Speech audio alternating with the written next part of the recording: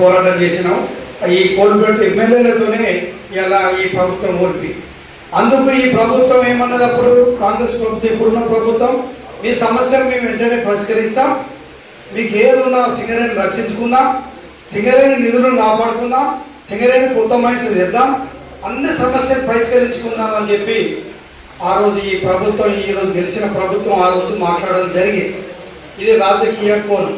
ఇక యూనియన్లకు వచ్చేవరకు యూనియన్గా అన్ని యూనియన్స్ కూడా డిపెండెంట్ ఏదైతే మార్పుల మీద మీరు ఉన్నారో ఆ సమస్యను పరిష్కరిస్తామని చెప్పి అన్ని యూనియన్స్ ఏజెండాలు పెట్టినాయి, మేనిఫెస్టో పెట్టినాయి. మేము కూడా పెట్టినాం, కట్టుబడి పడి కూడా ఉన్నాం. విషయం మా వైద్యులు తక్కువ చెప్తారు. కాంగ్రెస్ ఈ మారు పేర్లు అనేది ఎందుకు వచ్చినాయనంటే, ఈ జీపీ రావు అనేది కాదు, బ్రదర్ చెప్పింది కానీ జీపీ రావు కాదు. కానీ ఏదైతే సింగరేణి అప్పుడు సేఫ్టీ లేకుండా మైండ్లో ఏదో ఒక కళ, ఒక చనిపోవడం, కాలు వినడం, ఇబ్బంది పడడం వలన ఆ రోజు బావి పని అంటే రాని పరిస్థితి. బావి పనిలో జేరై కూడా ఈ కష్టం చూసి, ఈ యాక్సిడెంట్ చూసి చాలా మంది వెళ్ళిపోయారు. దాని మా ఫాదర్ కూడా వెళ్ళిపోయాడు దెబ్బదాకి. ఇదే వణికిలైనా చేస్తే దెబ్బదాకి వెళ్ళిపోయాడు, చాలా మంది వెళ్ళిపోయారు. ఆ విధంగా చేస్తే ఎవరైతే భూములు లేక, పనులు లేక, అట్టడుగు వర్గాలు చాలా వారే ఈ మైండ్కు వచ్చారు. అప్పుడు ఏంటంటే ఆ కార్డు తీయడం, ఎంప్లాయ్మెంట్ పోవడం అనేది ఏం లేదు. ఏ కార్డు ఉంటే ఆ కార్డులో పోయిరు. అప్పుడు ఎస్ఎంబి అంటారు, జిఎంబిఎం ఏం లేదు, ఇక్కడ ఎస్ఎంబి అని ఉంటాడు. ఆ ఎస్ఎంబి సంతకం పెడితే ఆల్రెడీ ఏదో ఒక పేరు మీద బతుకు తెరువు కోసం వచ్చింది, కష్టపడదామని వచ్చారు. ఆ రోజు ఆ కష్టకాలంలో గాడుపు లేని దానిలో గుళ్ళాయిలలో పొగలని రోజులలో గ్రేడింగ్ ఉన్న మైన్స్లలో అంగుదట్ట పోసి ఈరోజు వాళ్ళ మైన్స్ సింగరేణి కాపాడిన చరిత్ర మారు పేర్లు అయితే నిజమైన పేర్లు అయితే ఎవరైతే కానీ ఆ తరం వాళ్ళు ఈ సింగరేణి కాపాడిన చరిత్ర ఆ రోజు మా అందరికీ ఉంది.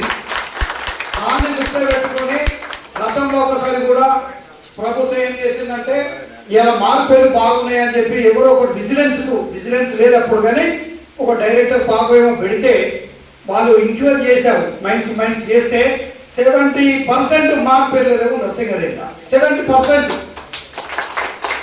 ఇది నేను ఉన్నా అప్పుడు మన యూనియన్ కొమరయ్య గారు ఆపండి బై ఎంక్వైరీ లేదు, ఏం లేదు, వాళ్ళు వీళ్ళు లేకపోతే మైన్స్ నడవయి, మైన్సే లేవు. ఇప్పుడు వాళ్ళందరూ 70% తీసేస్తే సింగరేణిలో కార్మికులే లేరు. కాబట్టి ఆ ఉద్దేశంతో అప్పుడున్న అధికారులు యజమాన్యం కొమరయ్య గారు మాట విని, కృష్ణమయ్య తెలిసి ఈ విషయాలన్నీ, కాబట్టి మీకు కూడా తెలుసు బ్రదర్. కొమరయ్య గారు మెయిన్గా అప్పుడు పెద్ద సంఘంగా ఉన్నారు. సరే అప్పుడు ఆ మాట వింటే అన్ని యూనియన్లు కనుక్కున్నాం. అక్కడ దాన్ని క్లోజ్ చేసినాక ఇప్పుడు ఈ 10 సంవత్సరాలు ఏదైతే టీఆర్ఎస్ ప్రభుత్వం ఉందో అప్పుడు విజిలెన్స్ అనేది తెర మీదకి వచ్చింది తప్ప అంతకుముందు విజిలెన్స్ అనేది లేదు. ఏంటంటే ఏదో పోయేది అంత ఆ ప్రొడక్షన్ దగ్గర తీసుకునేది పోయేది. ఎప్పుడైతే ఈ టీఆర్ఎస్ గవర్నమెంట్ వచ్చిందో అప్పుడు విజిలెన్స్ అనేది ఒక దీన్ని తీసుకొచ్చి అమలు చేసి దీన్ని ఇలా మనం అనిపిట్టు కాగానే చిన్న పేరు ఉన్నదో, ఆ పేరు ఉన్నదో, ఈ పేరు ఉన్నదో అని చెప్పి ఇవాళ విజిలెన్స్ లో మిమ్మల్ని అందరినీ బాధ్యతలుగా చేసిన చరిత్ర ఆ రోజు గవర్నమెంట్ టీఆర్ఎస్ ప్రభుత్వాన్ని. కాబట్టి ఇంకోటి ఈ ప్రభుత్వాన్ని కూడా మనం వేడుకున్నాం. అయ్యా అయింది అయిపోయింది. ఇలా వీళ్ళు చేయబట్టే ఇలా ఈ 10% అనేది మన మిత్రులు 10% 30% అవుతుంది. ఇలా టీఆర్ఎస్ గవర్నమెంట్ 10 సంవత్సరాలు బతికింది అంటే మన చెమట చుక్కలు మనం ఆదుకుంటేనే మన లాభాలు వస్తేనే ఆ టీఆర్ఎస్ ప్రభుత్వం నడిచింది. ఈ రోజు కాంగ్రెస్ ప్రభుత్వం కూడా మన సొమ్ముతోనే ఇలా ప్రభుత్వం సగం నడుస్తుంది. అయినా మేము అడిగినా మీటరు. సరే ఏదేమైనప్పటికీ సమయం అందరూ మాట్లాడేది కాంగ్రెస్. నేను ఇంకోటి చెప్తున్నా, మేము ప్రత్యక్షంగా పరోక్షంగా మా వైవి నేను మీటింగ్లో ఉన్నాము. మేము ఫస్ట్ మీటింగులే మా బాధ్యతగా మేము ఖచ్చితంగా మారు పేర్లదే ముందు పెట్టినాము. మారు పేర్లది సబ్జెక్ట్ కదా డిస్మిస్ అయినది అన్ని పెట్టినాము. అది ఆల్రెడీ మీటింగ్లో అన్ని రాసినాము. వాళ్ళతో అధికారులతో సంతకాలు పెట్టించినాక అది ఏమైంది, లీగల్ ఒపీనియన్ కావాలని చెప్పి అక్కడ అధికారులు డైరెక్టర్ పైన సిఎండి అయిన వీళ్ళందరూ చెప్తా సరే కానీ అని చెప్పి అక్కడ పెట్టినాం. ఫస్ట్ మీటింగ్ వల్లే వారసత్వ ఉద్యోగాలది మారు పేర్లది డిస్మిస్ ఫ్లెక్సీ మీద కొన్నిసార్లు సంతేటి పథకం అనేది సరే పెట్టినాం. అవన్నీ కూడా అన్నీ ఉన్నాయి. మేము అదిగో ఇదిగో అదిగో ఇదిగో అని చెప్పి ఈ మంత్రి ఆ మంత్రి అని ఈ ఎమ్మెల్యే అని ఆ ఎమ్మెల్యే అని ఈ కాలక్షేపం చేసుకొచ్చాం.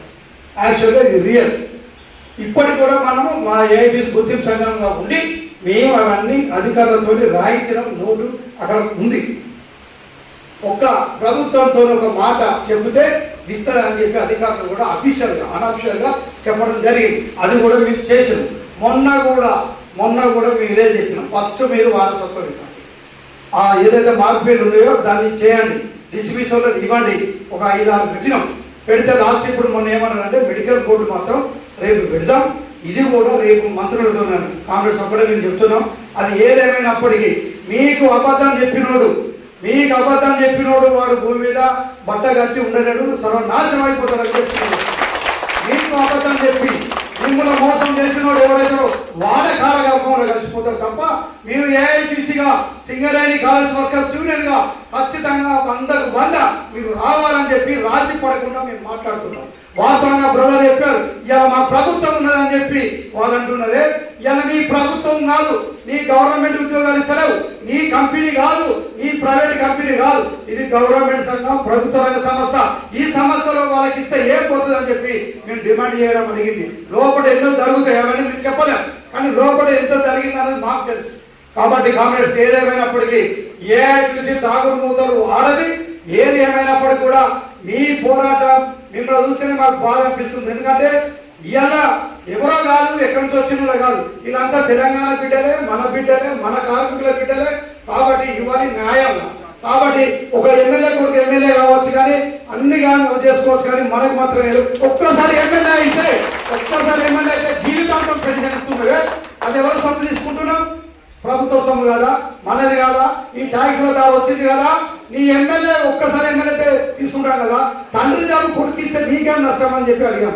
ఒక్కరోజు చెప్పినాం. ఇలా ఎల్లయ్యనో మల్లయ్యో పుల్లయ్యనో ఎవరిలో ఉన్నది, ఇక్కడి వరకు ఈ పెన్షన్ రాదు కాబట్టి ఇక్కడికి వరకు ఓడియాలి. ఆ అల్లుడో కొడుకో ఏదైనా ఏ సర్టిఫికెట్ పెడతా ఆ సర్టిఫికెట్ వాళ్ళకు ఉద్యోగాలు ఇవ్వమని చెప్పి మేము సజెషన్ ఇవ్వడం జరిగింది. దాన్ని ఆలోచిస్తామని చెప్పి నిన్న డైరెక్టర్ గారు వాళ్ళు చెప్పడం జరిగింది. ఏదేమైనా కాంగ్రెస్ రేపు కనుక ఈ సిఎండిఎం డిగ్రీలు టెక్చర్ కమిటీ మీటింగ్ ఇంకా టైం రాలేదు, దాని ఖచ్చితంగా మీ సమస్యలు మా యూనియన్ తరపు నుంచి 100కు 100 ఖచ్చితంగా రేజ్ చేస్తాం, మాట్లాడతాం. అది ఏదేమైనా మనం బయట చెప్తాం.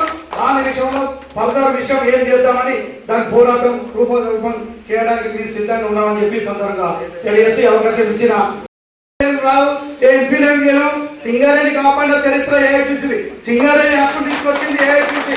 సింగరేణి 1942 నుంచి కూడా ఈ రోజు వరకు కూడా సింగరేణికి వెన్నంటుండి ఖచ్చితంగా సింగరేణి కార్మికులకు రాజీపడకుండా పోరాటం చేసింది. మేము సీట్ల కోసం ఆశపడేటోళ్ళం కాదు, గెలవడానికి ఆశపడేటోళ్ళం కాదు. ఇలా గెలుపు ఓడి అనేది మాకు అవసరం లేదు. గెలవకుండా పోరాటం చేస్తాం, గెలిచినాక కూడా పోరాటం చేయాల్సిన పరిస్థితి ఏర్పడతాం. కాబట్టి ఖచ్చితంగా ఏ సమస్య ఉన్నా రాజీ పడకుండా మేము ఎర్రజెండా సాక్షిగా చెప్తున్నాం. దీనిలో లాభాలకి ఏం లేదు, జాబులకి ఏం లేదు, లాభకి ఏం లేదు, తొత్తులుగా దారి లేదు, రాజీ పడలేదు. ఖచ్చితంగా పోరాటం చేసిందే, పోరాటం చేస్తామని చెప్పి సొంతంగా తెలియజేస్తున్నాం. మా నాయకులు రేపు పూరి పోతున్నారు కాబట్టి అందరూ కొత్తగూడెం ఉన్నారు. నేను కూడా కొత్తగూడెం పోయినా, కొత్తగూడెం నుంచి వచ్చిన కాబట్టి మా అగ్రనాయకులు కూడా అన్నీ ఉన్నారు. మమ్మల్ని బొమ్మని చెప్పి చెప్పడం జరిగింది.